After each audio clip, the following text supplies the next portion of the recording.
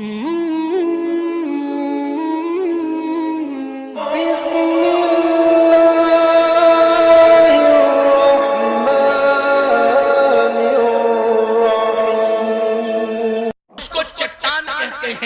میرے کریم آقا صلی اللہ علیہ وسلم فرماتے ہیں ایک آدمی لیٹا ہے اور دوسرا آدمی اس کے سرہانے پتھر کی بہت بڑی چٹان لے کر کے کھڑا ہوا ہے اور وہ اس کے سر پر دے مارتا ہے. جیسے ہی وہ پتھر کی چٹان اس کے سر پر وہ دے مارتا ہے وہ پتھر لڑک کر کے چلا جاتا ہے. اور پتھر کی چٹان اگر کسی کے سر پر ماری جائے تو اس کے سر کا انجام کیا ہوگا, اس کے سر کی کیفیت کیا ہوگی. یا اللہ اکبر, لوہے پر جب ہتھوڑا مارا جاتا ہے یا بلکہ چنے پر اگر ہتھوڑا مارا جائے تو اس وقت چنے کی پوزیشن کیا ہوگی. اللہ اکبر, جب وہ بڑی سی چٹان انسانی سر پر پڑے گی تو انسان کے سر کی کیفیت کا عالم کیا ہوگا. اور پھر وہ پتھر لڑک کر کے جاتا ہے, وہ مارنے والا انسان, وہ مارنے والا بندہ اس لڑکتے ہوئے پتھر کے پیچھے جاتا ہے. اور جب وہ پتھر لانے کے لیے جاتا ہے, جب وہ پتھر لے کر کے آتا ہے تو اس کا سر پھر پہلے کی طرح جیسا کہ ویسا ہی ہو جاتا ہے. وہ پھر پتھر مارتا ہے, ادھر سر پس گیا, ادھر پھر پتھر لڑک گیا, پھر وہ پتھر اٹھا کر کے لاتا ہے. یہی منظر ہو رہا تھا. میرے آقا غیب دا نبی صلی اللہ علیہ وسلم نے پوچھا کہ یہ کیا ہو رہا ہے. انہوں نے کہا آگے چلیں ہم آپ کو بعد میں بتائیں گے, لیکن میں اس بات کو پہلے ہی بیان کر دیتا ہوں تاکہ مضامین آپ کے ذہن سے اوجل نہ ہو جائے. آقا کریم صلی اللہ علیہ وسلم نے پوچھا یہ جس کے سر پہ پتھر مار کر کے اس کے سر کو کچلا جا رہا ہے یہ کیوں ہو رہا ہے؟ تو جواب ملتا ہے یہ نماز کے وقت سو جایا کرتا تھا, یہ نماز پہ سستی کیا کرتا تھا. یہ جو کھڑے ہونے والا انسان جس کے سر پہ پتھر مار رہا ہے وہ انسان نہیں بلکہ انسانی شکل میں فرشتہ ہے. اللہ اکبر, جو اس کے سر پر اللہ اللہ پتھر کی چٹان مار کر اس کے اگر تم جسم کو طاقتور بنا دو اس کے باوجود بھی انسان کا سر چوٹ برداشت نہیں کر پاتا.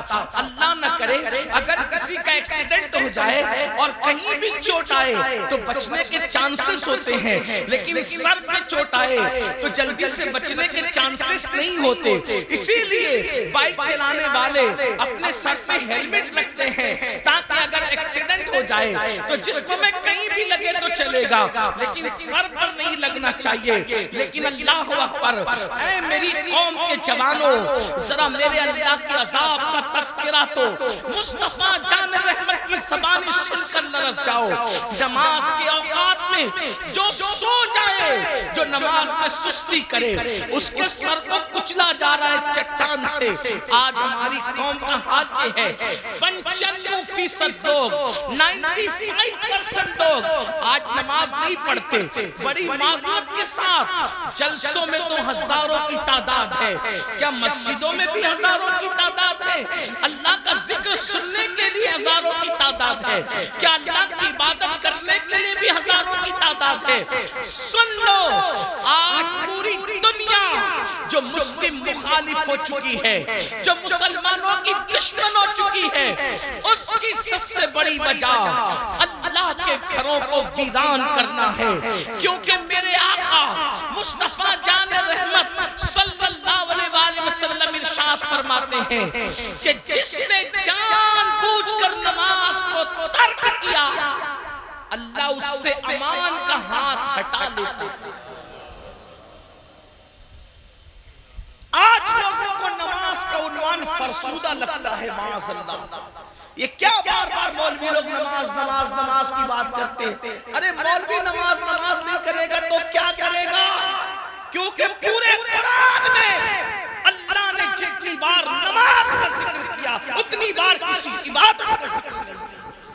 کسی عبادت کا حکم ایک مرتبہ, کسی کا 2 مرتبہ, کسی کا 3 مرتبہ, کسی کا 4 مرتبہ.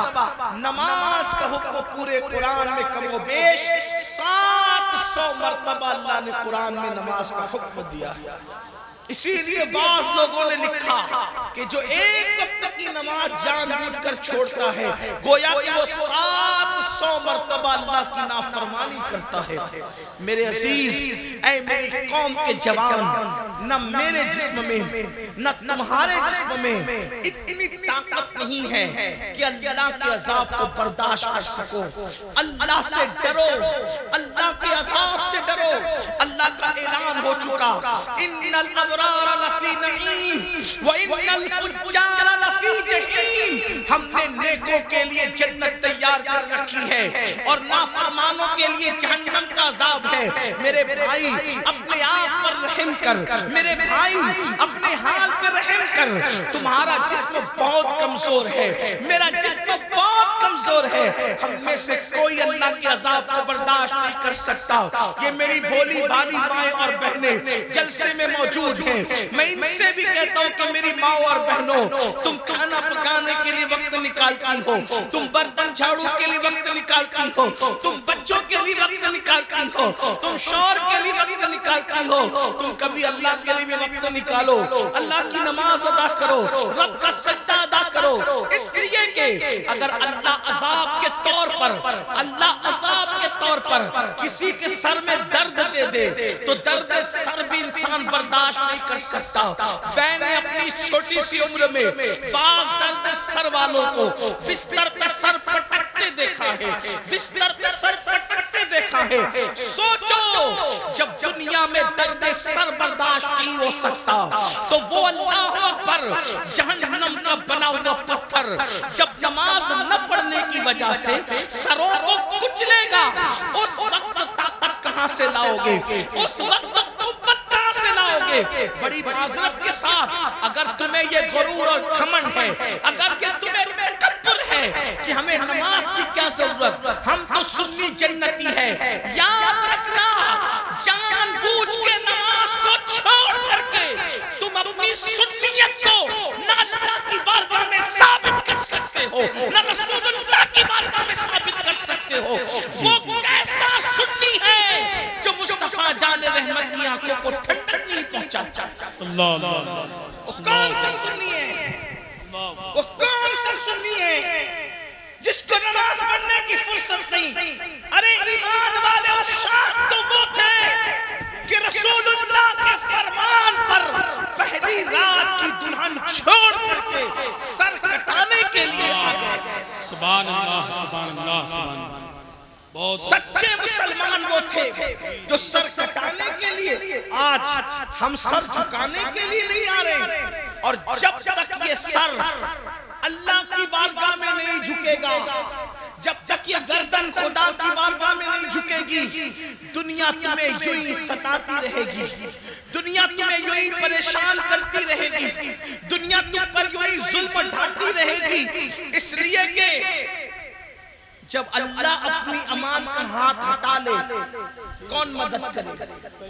اللہ کسی سے اپنی مدد روک لے کون مدد کرے گا؟ دیکھو میں ہاتھ نہیں اٹھواؤں گا، لیکن پھر کہتا ہوں جلسے میں آدھے سے زیادہ لوگ وہ ہوں گے، اگر میری بدگمانی ہے تو اللہ معاف کرے، آدھے سے زیادہ ہوں گے جو عشاء پڑھے بغیر آئے ہیں، اور آدھے سے زیادہ وہ ہوں گے جو تقریر سن کر بھی فجر پڑھنا نہیں۔ مٹنے والی اور تباہ ہونے والی قوم کا طریقہ وہی ہے جس پر ہم اور آپ چل رہے ہیں۔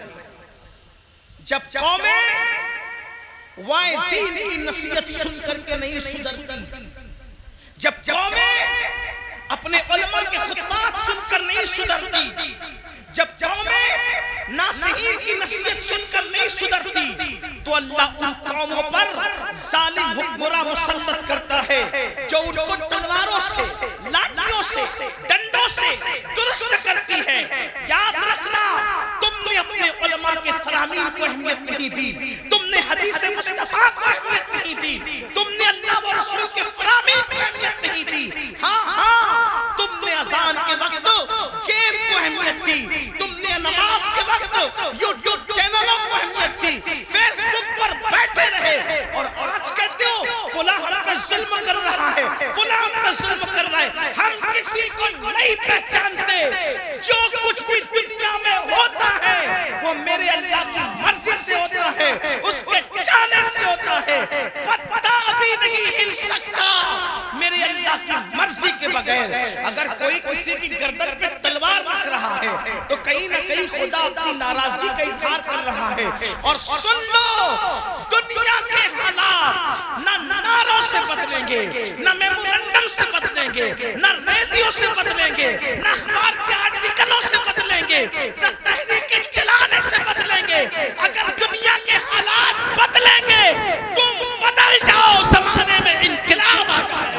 نعرے تکبیر، نعرے رسالت، فیضان غوث اعظم، اصلاح معاشرہ کانفرنس، مسلکی اعلیٰ حضرت علماء اہل سنت حضور سید امین القادری صاحب قبلہ۔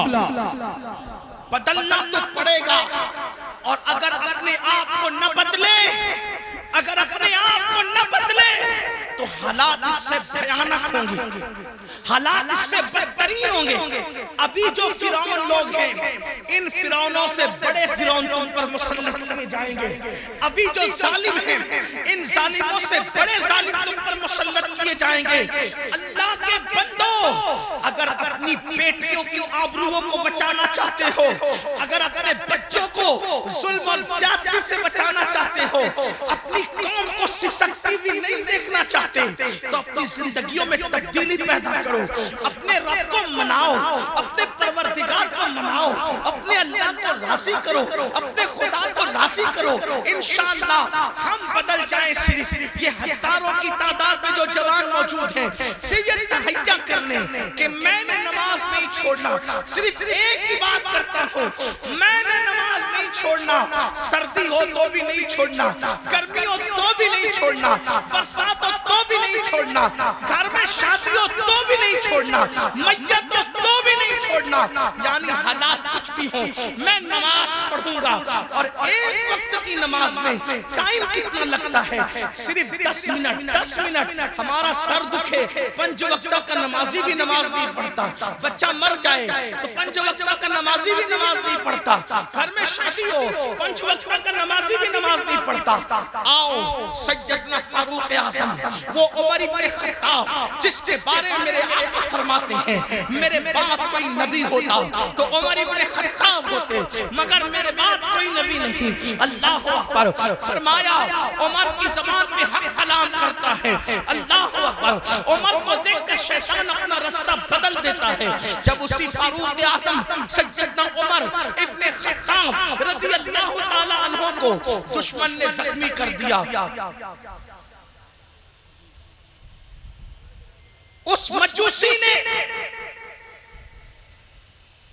ابو لولو مجوسی نے، فیروز نے جب فاروق اعظم کو زخمی کر دیا، زخموں سے خون نکل رہا تھا، کھڑے ہونے کی طاقت نہیں تھی، سیدنا فاروق اعظم نے تیمم کیا۔